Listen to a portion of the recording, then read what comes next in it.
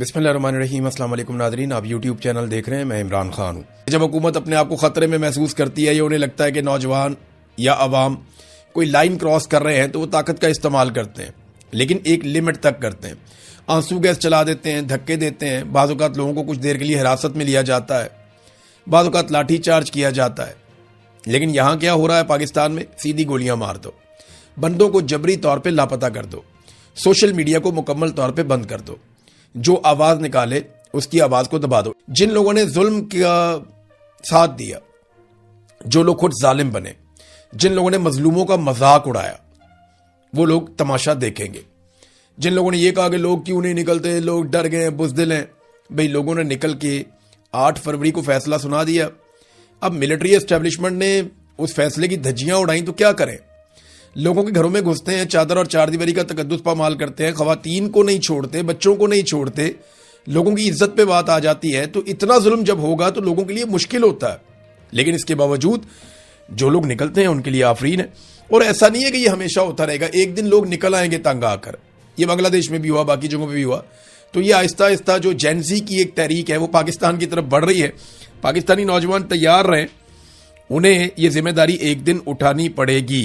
देखें, पाकिस्तान के जो कीड़े मकोड़े हैं ये कब खड़े होते हैं और कब मुसीबत डालते हैं, क्योंकि हम तो कीड़े मकोड़े हैं ना। मैं अपने आप को कह रहा हूं, हम तो मिलिट्री एस्टेब्लिशमेंट की नजर में ब्लडी सिविलियंस और कीड़े मकोड़े हैं। हमारी उनकी नजर में कोई औकात नहीं है। लेकिन याद रखिए, एक दिन हम सबको उनकी औकात दिखाएंगे और वो वक्त आएगा। मेरे अल्फाज याद रखिएगा, मैं रहूं या ना रहूं, आप ही जीतेंगे, क्योंकि आप हैं पाकिस्तान के मालिक और आपका ही कब्जा होगा पाकिस्तान के ऊपर। आप ही के फैसले चलेंगे, सिक्का राइजुल वक्त आपका होगा। ये खुशखबरी मैं आज बोल रहा हूं, हो सकता है कि जब आप ये खुशखबरी मना रहे हो उस वक्त बहुत देर हो गई हो या बहुत वक्त गुजर गया हो, लेकिन एक दिन आपको ये खुशखबरी मिलेगी और पाकिस्तान पे पाकिस्तानी राज करेंगे। कोई हमारे ऊपर एस्टेब्लिशमेंट राज नहीं करेगी, बाहर से फैसले मुसल्लत नहीं होंगे। वक्त आएगा, इंशाल्लाह जरूर आएगा। नाज़रीन, मरियम नवाज और नवाज शरीफ आजाद कश्मीर पहुंचे। वो एक पंडाल था, एवरेज सा पंडाल था, वो उसको भर नहीं सके। सामने से ऐसा लगा जैसे बहुत लोग होंगे। कुछ ऐसे एंगल से वीडियोस बनाई गई, मीडिया ने उनको चलाया भी, लेकिन जो मकामी लोग हैं उन्होंने पोल खोल दिया। उन्होंने जब जूम आउट किया तो दिखाया वो तो आगे छोटा सा मजमा खड़ा है, पीछे पूरा ग्राउंड ही खाली है। नवाज शरीफ वहां पे है, मरियम नवाज वहां पे है और लोग आपस में बातें कर रहे हैं। लोगों की तवज्जो भी नहीं है ज्यादा। आगे जो चंद 100 लोग हैं या 1-2 हज़ार लोग हैं उनकी तवज्जो है, पीछे जो है वो तो पंडाल खाली है। तो बेड़े गर्क हो गया। ये 3 दफा का वजीर आजम है जिसको लेकर गए, एक सूबे की वजीर आला है जिसको लेकर गए और पूरे वसाइल इस्तेमाल किए। इसके बावजूद औकात सिर्फ इतनी सी रह गई है कि एक एवरेज ग्राउंड भी नहीं भर पाए। और मुझे अच्छी तरह याद है कि जब नवाज शरीफ साहब परवेज मुशर्रफ के दौर में वापस आए थे तो उस दौर में मैंने कुछ जलसे कवर किए थे। तो एक बंदे के सीने के साथ दूसरे बंदे की पीठ लगी हुई होती थी और पंडाल में जगह नहीं होती थी, बाहर भी लोग खड़े हुए होते थे। ये हालात होते थे उस वक्त, इतनी मकबूलियत थी। फिर जब इन्होंने बयानिया बनाया वोट को इज्जत दो, तब भी लोग बहुत बड़ी तादाद में इनके साथ खड़े थे। लेकिन जब इन्होंने बूट को इज्जत दी तो उसके बाद से अब तक आप हालत इनकी चेक कर लें। नवाज शरीफ ने एक बहुत बड़ा एतराफ किया। स्टेटमेंट उनका यह है कि अगर हम यहां पे इलेक्शन जीत जाते हैं तो मैं शहबाज शरीफ से इस ख्वाहिश का इजहार करूंगा कि वो मुझे वजीर आजम आजाद कश्मीर बना दे। एक तो इसमें आप समझे एक तरह का टॉन्ट है कि मुझे वजीर आजम बनाने का कहा, बनाया नहीं, आप लोग खुद ही वजीर आजम बन गए। दूसरा, नवाज शरीफ ने यह बात का एतराफ कर लिया कि अब उनकी नहीं सुनी जाती।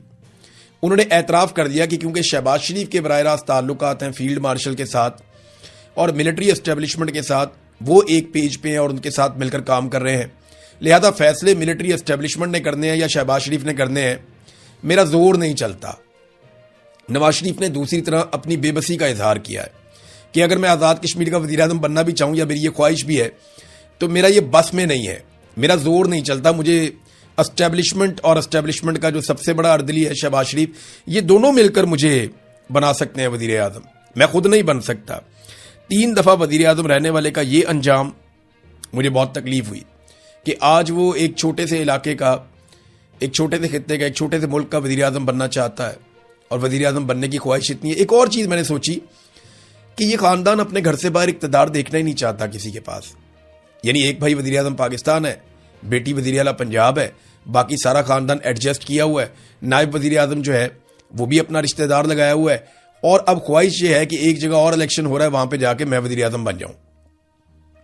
دیکھا نا, یہ پورے خاندان کو ہمیشہ اقتدار کے اندر رکھنا چاہتے ہیں, یہ کسی کو بھی اقتدار میں حصہ نہیں دینا چاہتے. انہیں لگتا ہے انہی کا خون ایسا ہے جسے مسند پہ بیٹھنا چاہیے اور کسی کو موقع نہیں ملنا چاہیے.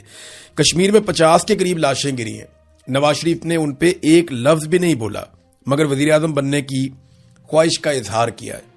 چلے, ہزاروں خواہشیں ایسی کہ ہر خواہش پہ دم نکلے, بہت نکلے میرے ارمان پھر بھی کم نکلے.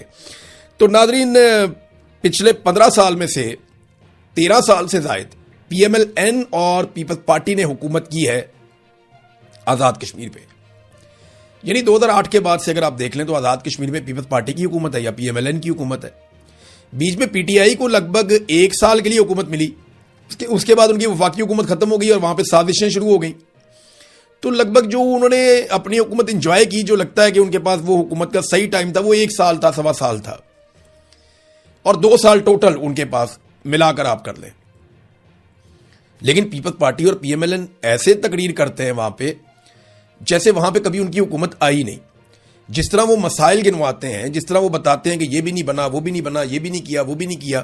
بھائی کس نے کرنا تھا؟ عمران خان کو تو 1 سال ملا کشمیر, باقی 13-14 سال تو آپ کے پاس رہا اور ہمیشہ سے ملٹری اسٹیبلشمنٹ کے پاس ہے. اگر کشمیر میں ایئرپورٹس نہیں ہیں, موٹر ویز نہیں ہیں, ساری سہولیات نہیں ہیں, جو 38 ان کی ڈیمانڈز ہیں ان میں زیادہ تر وہ ہیں جو ان کے انفراسٹرکچر کے بارے میں ہیں, ان کے لوگوں کے بارے میں, ان کی ڈیولپمنٹ اور ترقی کے بارے میں ہیں. اگر وہ سب کچھ انہیں نہیں ملا تو اس کے لیے رسپانسبل تو وہی جماعتیں ہیں نا جو وہاں پہ اقتدار میں رہی ہیں. یا آپ 1 سال والے عمران خان کے کھاتے میں ڈال دیں گے سارا کچھ. تو یہ ایسے تقریریں کر رہے ہیں جیسے اپوزیشن ہے. بلاول وہاں تقریر کرتا ہے, ایسا لگتا ہے کہ بلاول حکومت میں نہیں ہے, حالانکہ حکومت بلاول کی ہے. پچھلے جتنے عرصے میں یہ سارا کچھ ہوا, جو کھیل کھیلا گیا, وہ بلاول کی حکومت نے کھیلا ہے وہاں پہ آزاد کشمیر نے. یہ جو مار کٹائی ہوئی بلاول کی حکومت نے کی, قلعدم قرار دیا بلاول کی حکومت نے کیا, لوگوں کا قتل عام ہوا بلاول کی حکومت میں ہوا, لوگوں کے سروں پہ انعام رکھا گیا بلاول کی حکومت میں رکھا گیا. یہ جتنی فورسز بلوائی گئی, ظلم اور بربریت کی گئی, یہ سارا کچھ بلاول کے دور حکومت میں ہوا ہے آزاد کشمیر میں. اور بلاول وہاں پہ بڑی چالاکی سے اپوزیشن لیڈر بننے کی کوشش کرتا ہے. حکومت اس کی ہے, خود کو اپوزیشن بنا کر پیش کر رہا ہے.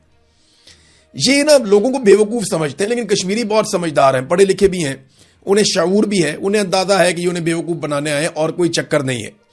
اگر کشمیریوں کو اپنے ووٹ سے فیصلہ کرنے کا حق مل گیا تو یاد رکھیے گا ان دونوں جماعتوں کی وہاں پہ ضمانتیں بھی ضبط ہو سکتی ہیں جو ان کے حالات ہیں. اب ناظرین, ایک اور خبر, عمران خان صاحب کی بہنوں نے اب جواب دیا ہے. پہلی مرتبہ نورین خانم بھی آئیں, علیمہ خانم بھی آئیں, اور جو ان کا ایک متنازع بیان ہے نورین خانم کا, اس کے اوپر انہوں نے سٹیٹمنٹ دیا. تو علیمہ خانم نے کہا کہ مودی کی دوستی نواز شریف کے ساتھ ہے. یہ پوچھنا جرم ہے. وہ بغیر ویزے کے مودی کو پاکستان بلا سکتے ہیں, ہم اتنا نہیں پوچھ سکتے. آپ نواز شریف کی بیٹی سے پوچھیں جو بتاتی تھی کہ اس کو انڈیا سے شالیں بھیجی گئی ہیں.